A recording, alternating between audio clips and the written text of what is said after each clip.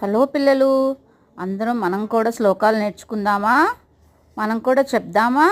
రండి కలిసి చెప్దాం. మహాకాయ కోటి సూర్య సమప్రభ నిర్విఘ్నం కురు మే దేవ సర్వకార్యేషు సర్వదా. గురు బ్రహ్మ గురు విష్ణు గురుదేవో మహేశ్వర గురు సాక్షాత్ పరబ్రహ్మ తస్మై శ్రీ గురవే నమః.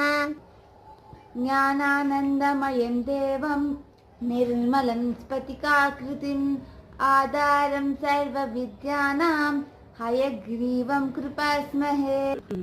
సరస్వతీ నమస్తుభ్యం వరదే కామరూపిణి విద్యారంభం కరిష్యామి సిద్ధిర్భవతు మే సదా.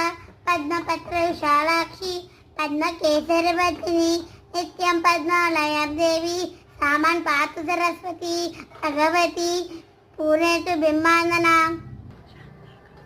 శాంతాకారం భుజగశయనం పద్మనాభం సురేశం విశ్వాధారం గగన సదృశం మేఘవర్ణం శుభాంగం లక్ష్మీకాంతం కమలనయనం యోగి హృద్యానగమ్యం వందే విష్ణుం భవభయహరం సర్వలోకైకనాథం.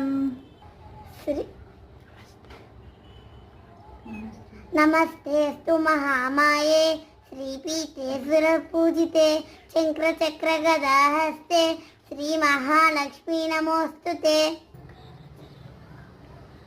కరచరణకృతం వా కాయజం కర్మజం వా శ్రవణనయనజం వా మానసం వా అపరాధం విహితమవిహితం వా సర్వమేతచ్చమస్వ.